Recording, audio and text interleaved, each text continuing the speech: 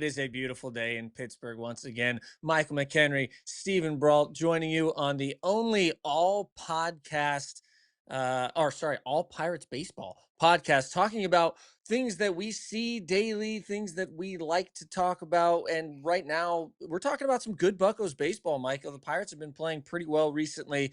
Unfortunately, lost their last game. We're recording this as we start this series against the Dodgers and Brewers here at home. It's going to be a really good test for the Pirates. But we want to talk about a lot of stuff today. We're going to talk about Don Kelly's first 100 games as a Pirates manager. We're going to talk about decisions he's made, where we think this team is standing right now with him at the helm.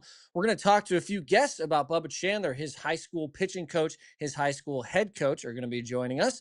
And of course, we got to talk about Jared Triolo because he just had the best month of his career. So we're going to talk about some Jared Triolo as well. Michael, I just want to start with, the general consensus. How we feeling? Bucs baseball right now. Really good road trip that we just took 2 out of 3 from the Red Sox in Fenway. Watching some fun baseball right now. We are, and I'm feeling very good because my wife came home with some Topps cards for the little boy Michael. Yep, so Oh, that's nice. one. Yep, she's a wizard. She's the best. Yeah, I'm doing good, man. I'm enjoying the game. I was gone for a little bit, but coming back and seeing these boys play the way they're playing, I think it's a testament to Donnie and what he's done. I know we're going to get into that, but the one thing I love is they look free, man. They just look like they're They do. playing free. You go into a place like Boston and you play the way you do, it says a lot because it's not easy. When you get the Boston fans flipping on their team, that's a good Yeah. thing. And a big reason why we won one of those games is because they got them to flip on their own team, which is hilarious and it's own right. But yeah, Steven, I really like where they're going. I like what's going on. Having Bubba Chandler here and seeing just the nastiness of our pitching staff.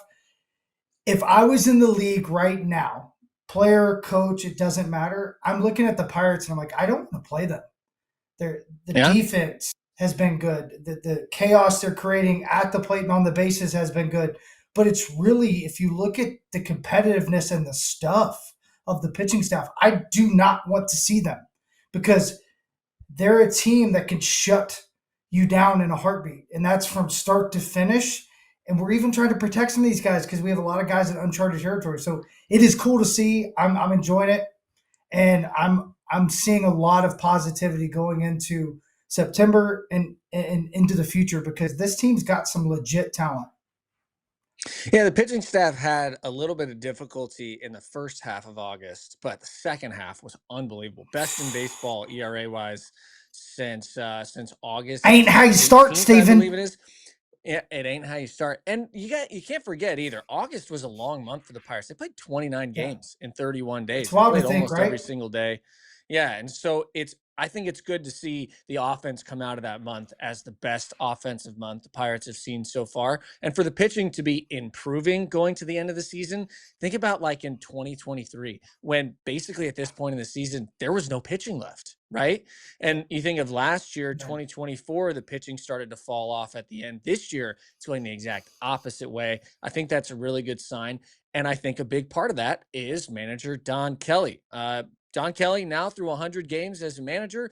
He's 49-51, which is unbelievably frustrating because the Pirates had the ability to get him to 50-50, which would have been just a nice round number, really fun to deal with. But no matter what, it has been a lot different since he's taken over as manager. And I think for me, one of the big differences is the way that he communicates with his players is just something that we talk about a lot as ex-players, is that relationship you have with your manager. It is easy to say that managers don't really do much for a team. And I think that in a lot of cases that can be true.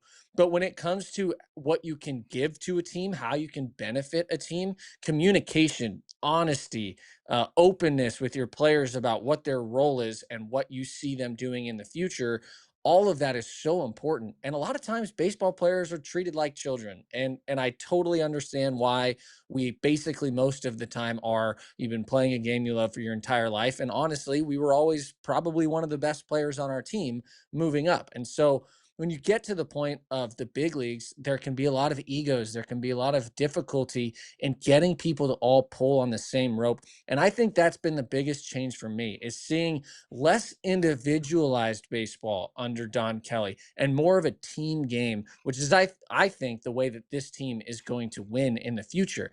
We're about to play the Brewers after we play the Dodgers here at home. And even Brian Reynolds said the last time we played them, that's a team that we can model ourselves after. And I think Don Kelly is the perfect guy at the helm to steer the ship in that direction. And yes, that was a Pirates pun because I am a wordsmith, Michael. But no, this is something that I really believe in. I really, truly do. I always say this: if you didn't need coaches, organizations would not pay the money that it costs to hire the coaches to help guide these players. And I think Don Kelly so far has really taken what was very open and has really brought it in, right? Really put it more into a single focus. And I think that has been his biggest contribution as manager so far, Michael. Really well said. And I'm going to go back to your rope analogy, right? You're going to pull and tug. And I don't see major league managers as necessary coaches. I see them of leader of men. And what he does incredibly well is he serves first. So a lot of guys want to kind of put down the reins and say, okay, it's your all's team. Well, you still have to pull that rope back at times and say, Right. hey, here's the standards, here's what the expectations are. And I think to your point, the communication of that has been out front. Hey, we expect this. These are the standards we're going to have as a Pirate moving forward. And he's kind of walked the walk as at the same time while talking the talk. Because you can talk all you want. If the actions don't match the words, it doesn't matter. This guy shows up every day and he's the first one there, first one to leave. He works his tail off. He communicates with his players and he's fighting for his players, which you can feel if you're around him in the clubhouse. You can feel this guy is fighting for his players, whether it's with the front office, whether it's with the umpire. It doesn't matter. He's going to fight for them. And I think that's the biggest thing. And go back to the coaches. Do major league players need coaches? Yes, but you have to let them coach. And I think that's what's happening. Donnie's kind of that ebb and flow. He's the one changing the cells, if you want to talk about using the puns. And as a Pirate, he's making sure that, hey, Tyreek Brock, take the base running. Fill me in on what's going on, but it's your realm. It's yours to go. It's not a coincidence that O'Neill Cruz is playing his best baseball in the outfield defensively. It's not a coincidence the guys are pitching better than they ever have. It's not a coincidence we're swinging the bat better in August. It does take time, but I think they're finding the ebb and flows of leading these men, allowing Kutch to be the leader in the clubhouse, allowing Skeens to be the leader overall. And if you allow that to happen and you have good communication, good things are going to happen. We're seeing that. We're seeing the fruits of that right now. And I think we're going to moving forward because when you understand where you stand, Stephen, we both have talked about this before. It is a terrible place as a Major League Baseball player not to know where you fit or not to know what is your role on this team. And I think Donnie Yeah. being a bench guy and going through the things he did in his career, I think he's very, very good and extremely talented at communicating the honest truth of where you fit right now. He's had to deal with veterans, new players, trades, all these things that are not easy. And that's what a manager is for me. You're the facilitator of all of it. And if you can facilitate with good communication, good things are going to happen. If you allow the players to play and the coaches to coach, that's when real things start to come together. They mesh and they take off in a different way. And we're seeing that. And I really believe it's just going to get better because you're seeing trends. You're seeing a lot of things that Donnie's brought in. And the biggest thing for me outside of communication is these guys are playing like it's their last game. They're leaving it out there. They make a mistake, they bounce back. You know, they have aggressive mistakes instead of tentative mistakes. They don't look Right. like they're worried about tomorrow. They're just worried about the game. And the next guy mentality has come from that because they know, hey, this guy's giving it all he has. Let me pick you up. I got you. You know, for Donnie, it's always hard to say when a player starts performing well under a new manager or when they get traded to a new team Yeah. or is it really because of the new environment? Is it really because of the manager? It's always hard to tell. For me, there's two guys in this Pirates bullpen that have really benefited from the way that Don Kelly operates the Pirates bullpen, which is different than what we've seen in the past. You got a lot of guys going multiple innings. Clearly Don Kelly likes the idea of having guys that we always talk about, oh yeah, we want guys that can go multiple innings, but then you still end up most of the time, all right, and it's a close game, you're probably only going to throw one, but Panic. that's not what we've seen. Yeah, you panic, everything changes. With Don Kelly, that's not what we've seen. I got two guys that I want to bring up that I want to see if you agree with me here. The first one is Isaac Matson. So Matson never really got a chance to get his feet settled into a bullpen role before Don Kelly took over as manager. That's when Matson started getting used a lot more often, is under Don Kelly. And it seemed like he believed something that maybe they didn't see in the organization before. And so Don Kelly wanted Isaac Matson to be in these higher leverage situations. Well, that has worked out incredibly well. He's now your eighth inning guy, and he's done amazingly throughout the month of August, for example. He's my first. My second is Carmen Mlodzinski. Mlodzinski got the opportunity to start at the beginning of the year. That didn't really work out for him, but it wasn't because of starting the game. That's not the problem. His first and second innings have been unbelievable.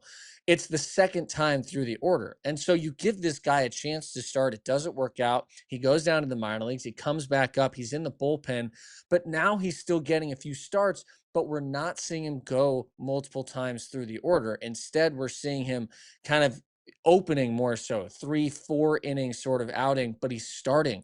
He's got a 2.5 ERA this year when he in the first time through the order. He's got a 6.2 ERA second time through the order. So there's clearly a huge difference there. And it seems like Mlodzinski is one of those guys who's getting put back into a role that really, really works for him, that he thrives in. And I just got to say this because we talk about changeups so much now in this organization, which is fun. Carmen Mlodzinski has used it as his primary secondary, his changeup, since he came back on June 13th. He's thrown it 19% of the time, whether you want to call it a changeup or a splitter. He's got 44.5% whiff on it, and he's got 22 strikeouts on it. It's a pitch he didn't even throw last year. And I think that a lot of that is because of the attitude or the feeling of that clubhouse and everybody buying in. Seems like everybody's seeing Skeens' changeup is his best pitch, and now they're saying, well, maybe I could do that too, and it has worked out really well.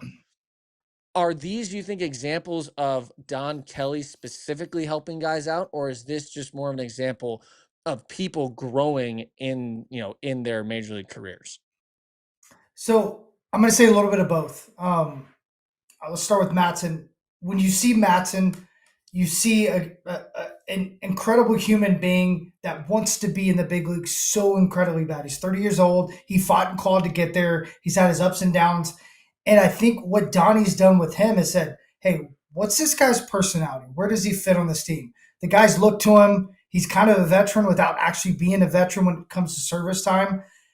And I think he just lifted him and said, hey, go get him, and put him in a situation to succeed, but giving him the opportunity to fail at the same time. He didn't fail. He did succeed. But I think allowing him a little bit of runway to say, hey, go take it and see what happens, I think was the greatest thing for him, because this guy's a guy that hasn't had that belief throughout his career. Right. He's been grabbed and said, nope, you're not good enough. Nope, you're not good enough. And probably at times when he was good enough. And giving him that opportunity, I think elevated the conviction and the confidence and put him on a whole nother trajectory in his career and in this bullpen. Now going to Mlodzinski, I think when you can self-evaluate like he has, this guy wanted to be a starter. He fought to be a starter. I can't believe, in all honesty, they gave him the opportunity. But you see the stuff, you see the opportunity he got, it failed. It didn't work out. Now, he could cry and say, oh, I didn't get this, I didn't get that. No, he went down to AAA. He dominated, came back up, and he's thrived in a role that's not very easy, right? A swing guy. And I think the value in that is remarkable. I think Donnie's really reiterated that for him, saying, hey, man, like, you may have chances to start, but look at our staff. Look at what we have and what we're building. If you can be a swing guy, your value goes through the roof. You have closer stuff, multiple inning closer stuff. You're talking about maybe being a right-handed version of a Hader if you wanted to be. Oh, yeah, you can start to or be an opener. And I think he's kind of convinced Majinski, use what you've done starting, use what you've done relieving, and be molded into something that the game is asking for, which is a guy that can do a lot of different things. Because this game right now is very different. There's not many Skeens or Bubba Chandlers in this world that can get into the sixth and seventh inning. I mean, even Paul Skeens gets in the sixth. He doesn't get in the seventh consistently. Mitch Keller doesn't get in the Right. seventh consistently. So we need those multiple inning guys. And I think the way they've built their bullpen is, honest to God, based off of a Majinski. Thinking about what he's tried to do has kind of pushed them to make Bubba come out of the bullpen, to make Ashcraft come out of the bullpen, to make Burrows come out of the bullpen. Because all you're doing is you're creating all this chaos for the other team to prepare to play you. And you're giving them better opportunities to succeed. That's the last point I have is, yeah, you have Majinski. He couldn't get through that second time through the order. So what do?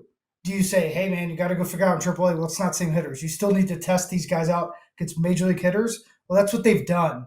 Now, with the conviction and the confidence, just the same way as Matson, I think he could get through it because the changeup has gotten tested and become his best secondary pitch. It doesn't mean the slider and the sweeper and the fastball play any different.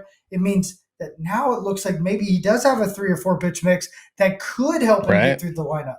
And that's the coolest part is they're doing it different. Steven, we talked about it for years, or at least 2 years, because we've only been together for 2 years. But you were talking about it probably before you came here, is if you're a Pirate, you got to be a little different, right? How do you win the day? And that's all that should matter. And it seems like that is becoming more prevalent on this team and in this organization. How do we win today? Let's not worry about tomorrow. Let's not worry about the next day. Yeah, we can try to protect these guys, but at the same time, how can we win and protect them? And that's the coolest part for me is I'm seeing a shift that I've waited for a long time, and it's happening right in front of our eyes. And it really has to do with the pitching and the conviction of who's playing every day. If they do those two things, I think you're going to see a different team consistently. I agree. Don Kelly, 49-51 through his first 100 games as a Pirates manager. It's been a lot of fun to watch. Hopefully, September goes well. We end the season with a well over 500 record for Don Kelly so far as the Pirates manager. All right, when we come back on Bucs Bounty, we're going to talk to the head coach and pitching coach of Bubba Chandler back when he was at North Oconee High School in Georgia. When we come back here on Bucs Bounty.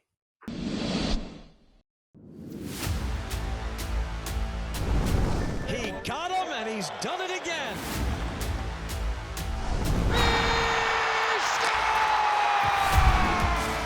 Welcome to Unobstructed Views. We're at BP. We're going to get an inside look. Once you start loving each other, you start fighting for each other. Welcome to Coach's Corner. And he'll admire it, so will we. Is that too much to ask for? Oh, baby.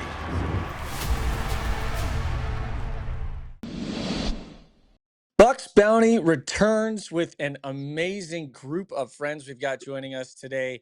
Some people from Bubba Chandler's history is high school coaches. We've got Jay Lasley, Tom Dimitroff. Jay, you were the head coach at North Oconee High School. I'm saying that right, in Bogart, Georgia. And then we also got pitching coach Tom Dimitroff. Guys, how you doing today? Thank you for joining us here on Bucs Bounty. Good, guys. Great to be here. Yeah, awesome. Thanks for having us, and excited to talk about Bubs a little bit. Always in the game to hype him up. So. Oh, that's great. I think we should just start with as simple as possible. You guys, you saw Bubba Chandler, you knew him before he was what he is now, which, he ended up getting up to number 7 overall prospect in Major League Baseball before making his debut.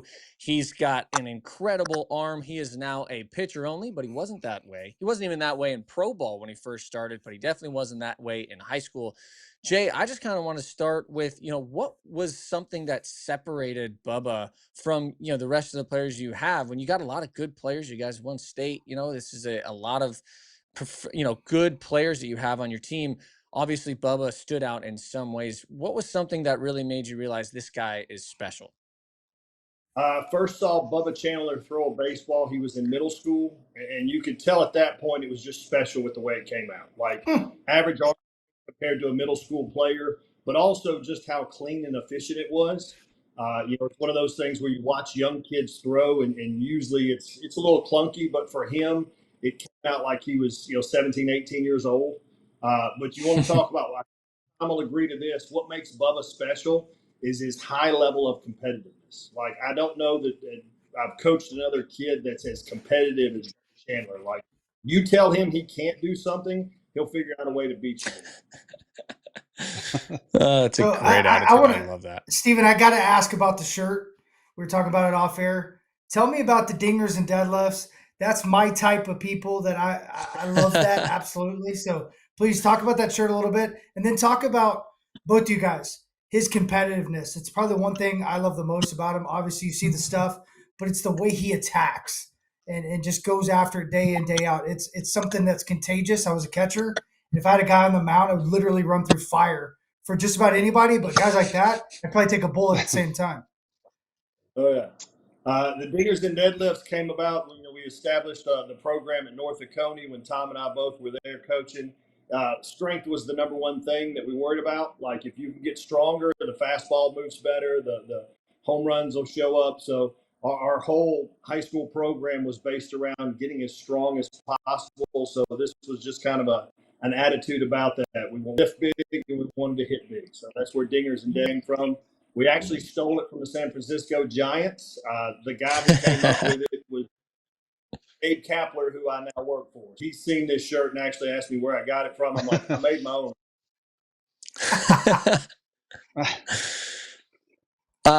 Tom, what did you see about his competitiveness? What makes him stand out for you? So when Bubba first came into high school, I was also helping coach basketball, the varsity basketball team, and Bubba played for us. And the truth is, by the end of the basketball season, we had to reel him back because I think he was wearing a knee brace, an elbow brace, a wrist guard. His ankle was and that was just because he was just going to go out and play as hard as he possibly can, no matter what, how much he was hurt, however he felt, he was going to give whatever he had for those guys. So throughout high school, we had to find a way to kind of reel him back at times to protect himself because he was going to play as hard as he can. He was going to play as hard as he could for the people around him, and it didn't matter what happened. He was just going to go for it. So, yeah, the competitiveness was always there. And a shout out to Will Pearson, a kid who played for us. Him and Bubs were probably the most competitive people, and you and the big brother, little brother, and they would go at it. And we had some awesome times on the field at practice just listening to them compete against each other. So. And Tom, you said something about playing for the guys around him. That's obvious. You can tell this guy loves his teammates. He gives Skeens a hard time, which most people don't. Steve was talking about that just a minute ago. Just talk a little bit more about that, because sometimes that doesn't go hand in hand. The competitiveness, the greatness, and the ultimate teammate. This guy seems to have the whole package. And I think Jay can attest to this. And I think this is what made us so great the years after kind of Bubba left. But Bubba always strived to make sure everybody was involved, and he just wanted the best for everybody around him. Like, he was the ultimate teammate. I know we're Bubba Chandler, we're with him all the time, but this is honestly the one kid that would hype up everybody from the best player on the team to the bottom kid. He made sure they were involved with us. They made sure that they were felt like they were going to the major leagues, that the scouts were there to watch them.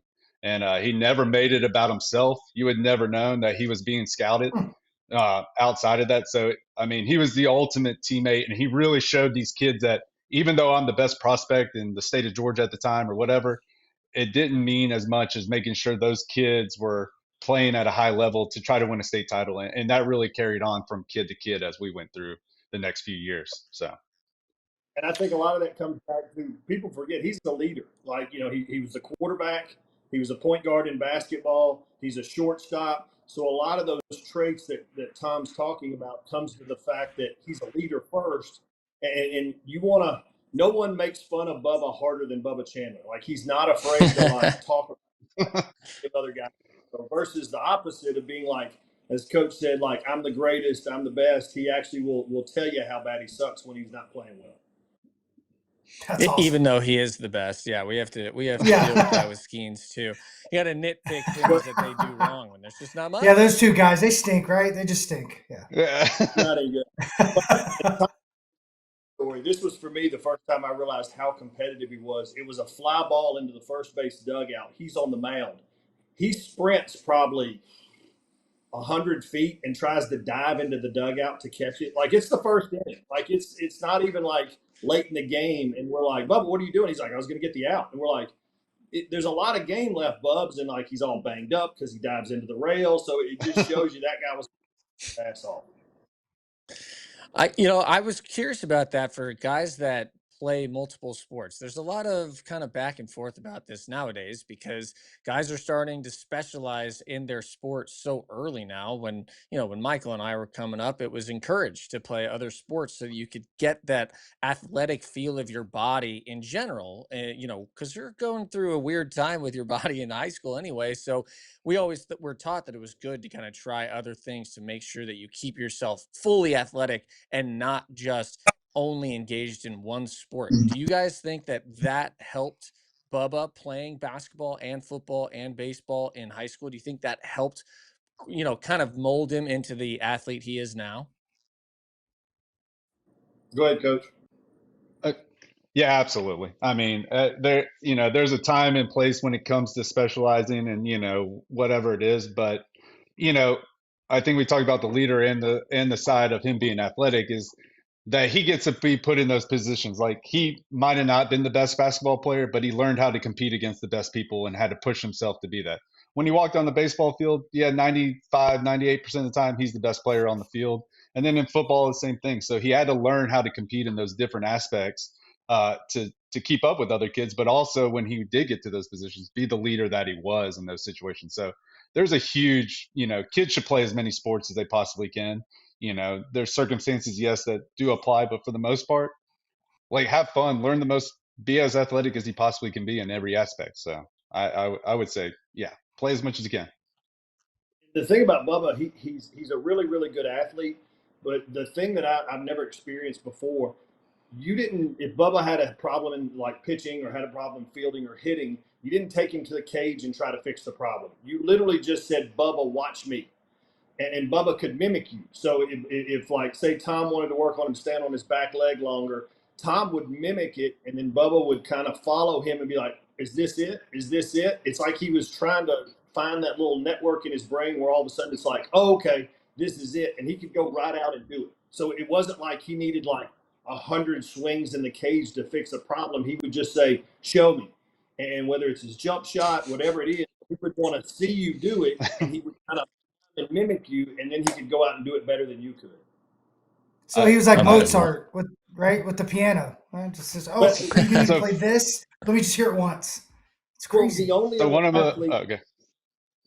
other athlete I've ever heard, there was an old football coach that coached a guy who could do something similar, and his name was Charlie Ward. And of course, Charlie Ward, Heisman Trophy winner, played in the NBA. So that's the only guys I've ever heard of. They wanted to see you do it, and they would mimic you, and then go out and complete the task.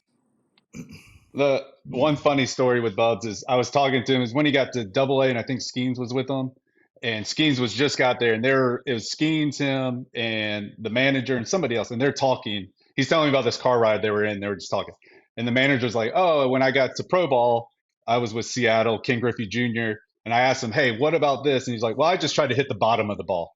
And then Bubs is like, yeah, when I throw my fastball, I know I can turn my hand here. And then like Skeens threw in something. And I start laughing. I'm just like, what? And he's like, what are you laughing about? I'm like, you guys are on such a different level when it comes to athletic ability. And like, just the stuff you talk about is just like, I will never understand, but it's just amazing. Like, just to hear those guys at that level, just understand how their body moves and what they can do and the things they can adjust to be successful. So, and you guys, will you explain kind of how other high schoolers work? Because I don't think fans understand how unique Bubba is and a guy like Skeens. These guys are special. Like, they pick up a ball and they just feel the seams different, comes out of hand different. They think different. It's overly simplified for them because their talent level is off the charts. Just talk a little bit more about the development phase of most high school kids, and then how Bubba, I love the fact that you said he was everybody's ultimate teammate. This guy's always poured into others, made them feel like big leaguers, and how he makes everybody else around him better. The big thing, most kids go through that awkward stage coming out of middle school. They're kind of clunky. They don't move well. And you see athleticism, you have to get them strong, you have to get them coordinated, and move them along kind of that curve of moving them towards being a good athlete. You know, Bubba walked in as a freshman and he moved like a junior or a senior. So it's one of those things that was just so far ahead in his movement patterns that it made him easier for him to kind of pick up skills. The only thing you had to really add to Bubba was strength. I asked Ruben, his dad, one time, I'm like, you know, because Bubba can throw a football 50 yards. He's a switch hitter. He pitched left-handed. He can just do things. And I asked him, I was like, how did that come about? You know, did you work on that? Did you train that? You know, as a dad, what do you do? Because I've got a son who's young, and he's like, he just always did it. He's like, you know, Ruben never did it. He just able to pick these things up. So for a kid like Bubba, I think it just comes back to that. Like I said, he's a freak athlete. Wow. I like the kind of combination of that, the freak athlete part, plus the incredibly hard worker part. You guys have talked about the competitiveness of Bubba Chandler. We all know he's got a great work ethic. Nice. You know, I was curious what you guys saw when he was in high school. He is very intense now, you know, out on the mound. And some guys keep a more kind of calm demeanor. Some guys try to go for the robot, you know, not too high, not too low. Bubba Chandler's not that guy. He's the kind of guy who reminds you of like a Jake Peavy, somebody who goes out on the mound, emotions on their sleeve, and uses it to their advantage. Not everybody can do that, but Bubba's been able to do that in a really impressive way here in the big leagues already in his 2 outings. So I'm just curious, is that something that you guys saw in high school? Was he always, when he stepped on the mound, he just became this different person? Or was he, you know, is that developed over time? Yes and no. Sometimes in high school, his emotions got the best of him, and we'd have to go out there, and we had some good, funny mound visits together. And like I said, Will Pearson earlier would be out there and just making fun of him, talking trash to him, just about how much of like maybe a baby he was acting at the time. But that's the part of Bubs that was amazing, is that he could take it and be like, "Oh, you're right. I'm being that way. You're right. Let's go. I'll lock in. I'm sorry." You know, like, and he had that just.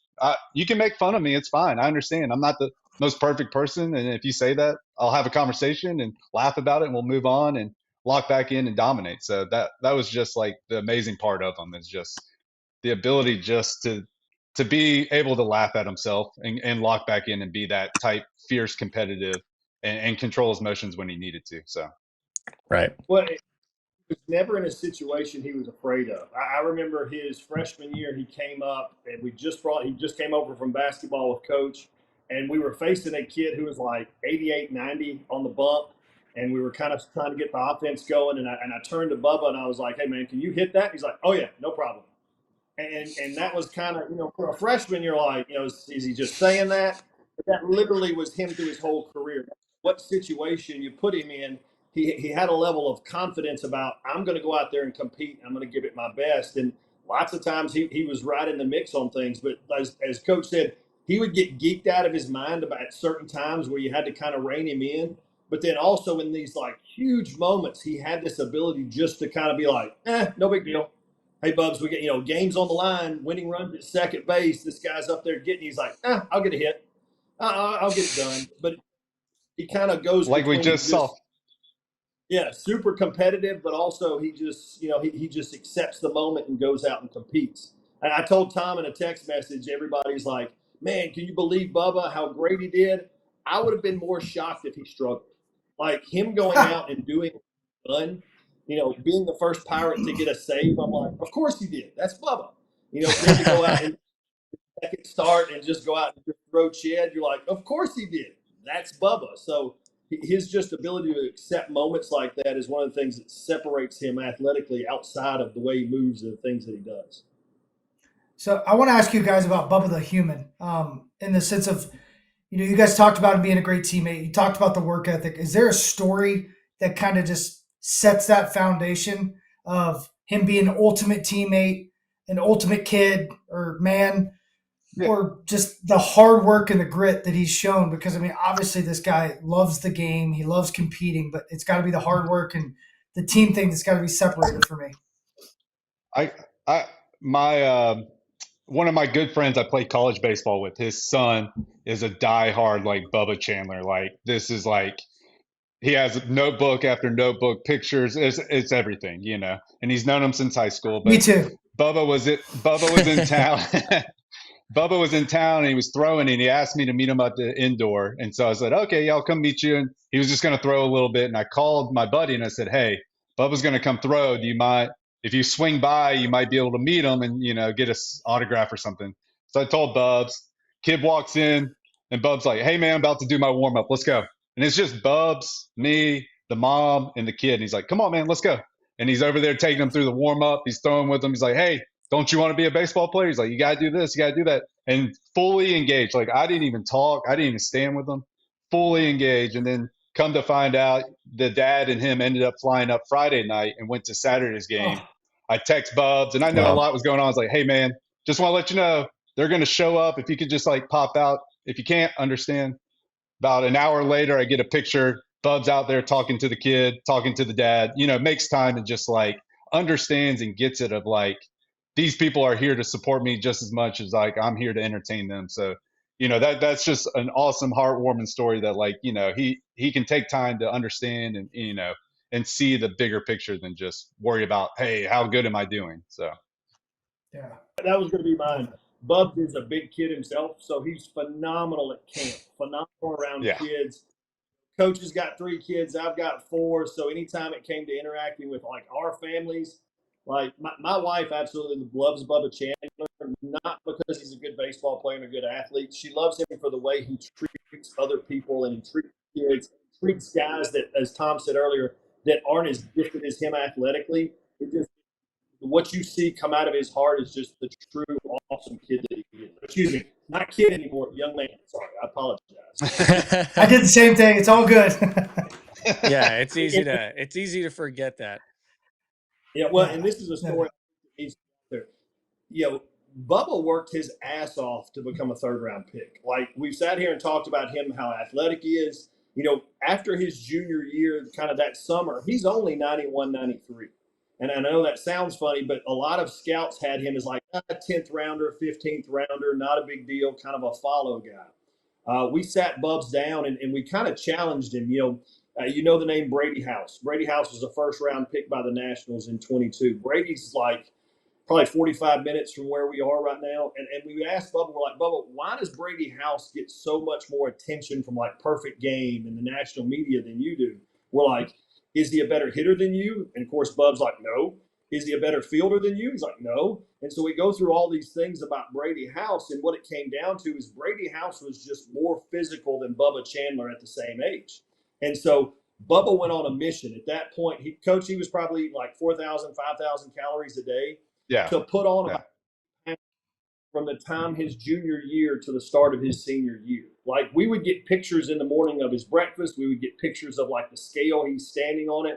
So this guy had to really put the time in as far as in the weight room and nutrition goes to allow his body to put on 20 pounds. And that same fastball that went from like 91, 93 now jumps up to like 97, 98, you know. And so for him, you know, he's a super hardworking guy too. And it's not like he's just, he is naturally gifted, but to get where he is, he's put in a lot of time and a lot of effort.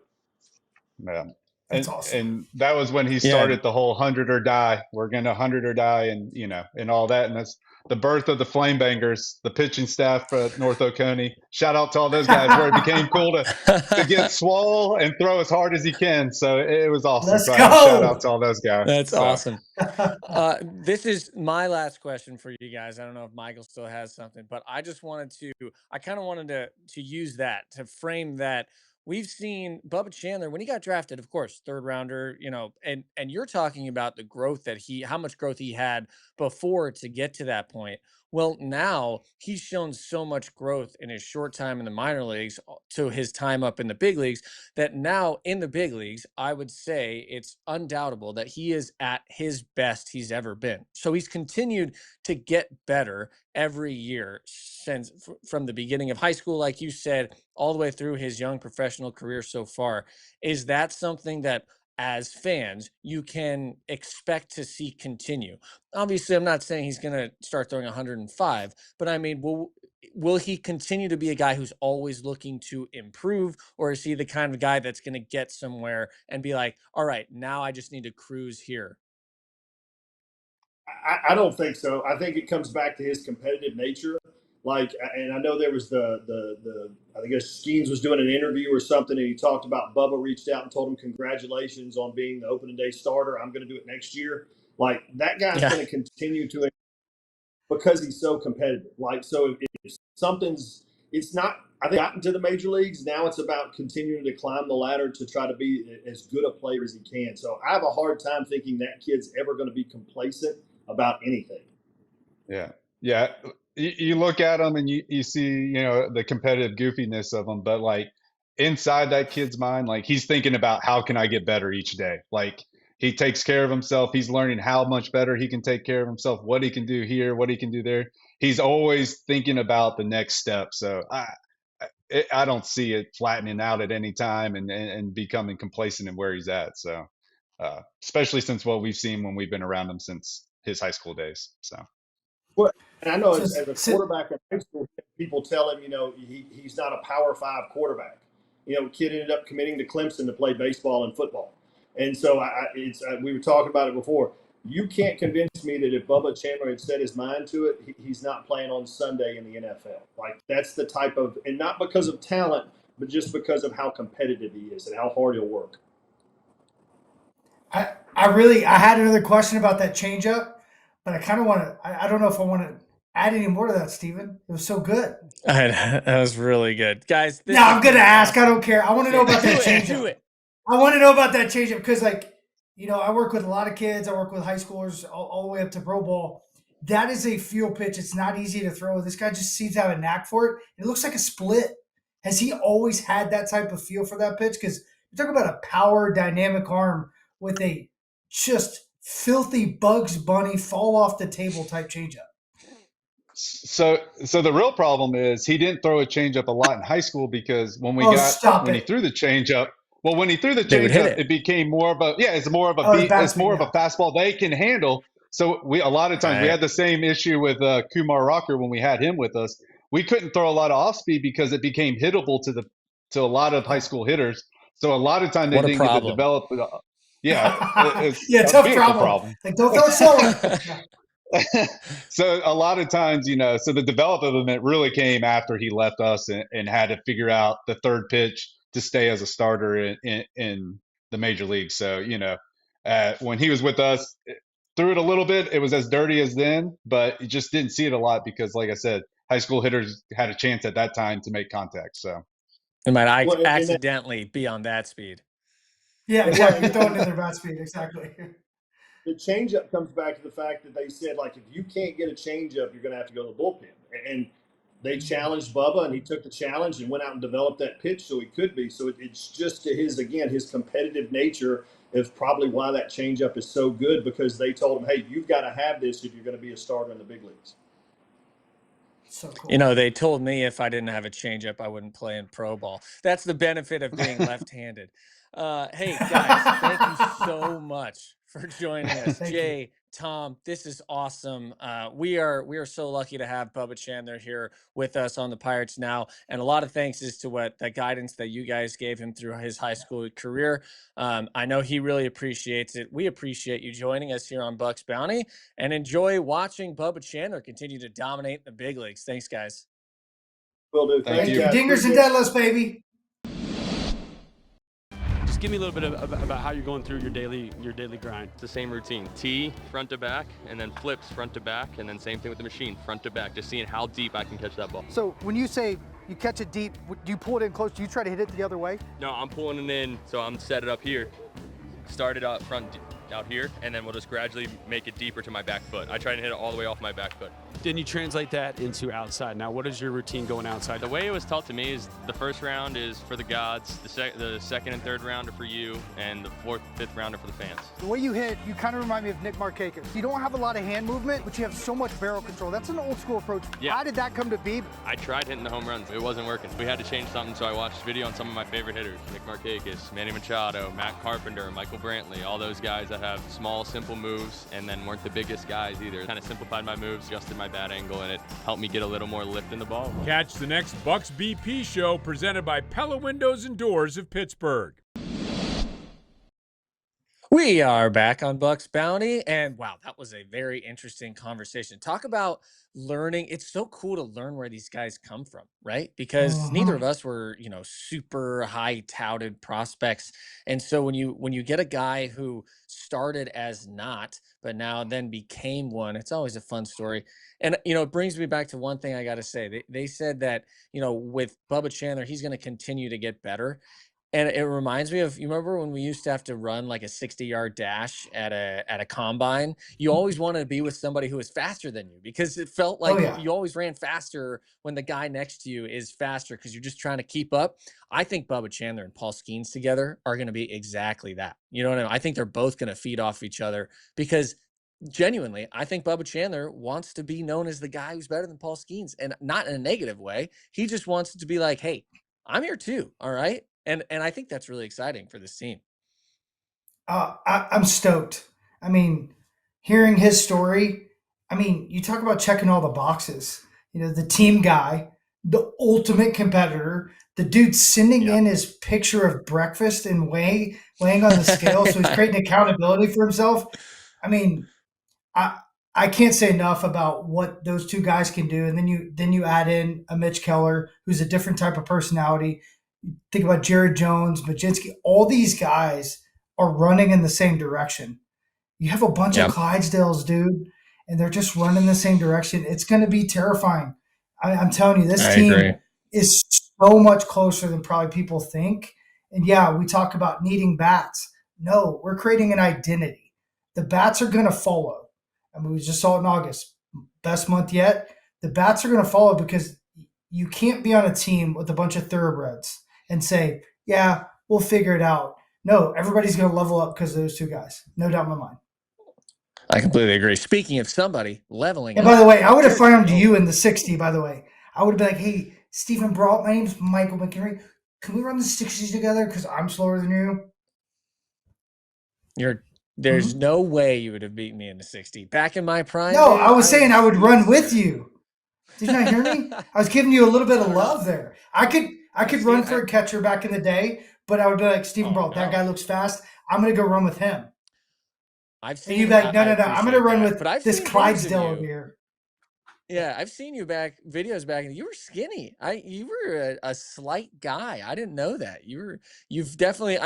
It was one of those things where it's like when I was in college. If you looked at me, you would think I was like a Jack Skellington from Nightmare Before Christmas. I was so lanky and skinny, and Bubba Chandler. It's so funny hearing about him having to put on weight because I did the same thing. Difference is I didn't do it till my junior year in college, right? So he's already doing this preparation as a junior in high school. It's very impressive. All right. Anyway, I want to go back to, you said guys leveling up. Okay. Guys leveling up. Jared Triolo leveled up in the month of August. He had an incredible month. He hit .315 with an .884 OPS. He had 2 homers. He had 4 stolen bases. He was caught once, and he started every game except 2. One of those, he came in, had a pinch hit appearance. He got a hit, of course, because that's where he was at. But Michael, 21 of 27 games in August, he was the starting shortstop. And there's been multiple reasons, why he has gotten to the point now where he's starting to feel more comfortable at the plate. We've talked about it a few times, but I wanted to really get your opinion on what has been the main difference for Triolo. Do you think it's the fact that he changed his stance, he raised up his hands, as Alex Stump from MLB.com wrote an article about? We've gone over that. Is it because he's playing every day? Is it because, as he said, he's just trying to find better pitches to hit, being more patient, which he has, because he also is second on the team in walks in the month of August with 15? Or do you think it's kind of everything all coming together at once? I think it's a mixture of things. I think the right ingredients have been put in the pot, been stirred together. That's honestly what I think. Ooh. I think he's always been the guy behind Key Bryan, and Key Bryan gone, and them saying outright, "Hey, we're gonna create space for Triolo." Think about that feeling you had when they told you, Stephen Brault, you are going to be a starting pitcher, and Yeah. if they said, we're creating space for you, that goes to a whole nother level because they're saying, yeah, True. we trust you. We believe in you. And you have an opportunity like you've never had before because there's nobody to compete with him, right?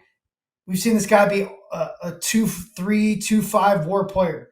Then we saw him win a Gold Glove. Now we're just seeing him have a chance to bring it all together.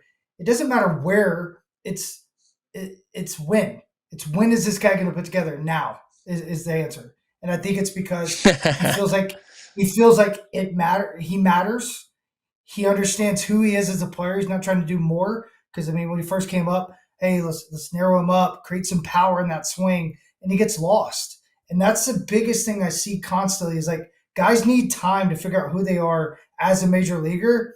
But when you're being told and being forced into positions like he has, I mean, he went from being the utility guy and having maybe the best 3 months as a rookie for a Pirate as a position player that I'd seen in my job. This is my 8th year to being the starting second baseman instead of the utility guy to not doing that well to being the utility guy, winning the Gold Glove, and then all of a sudden, bam, snap.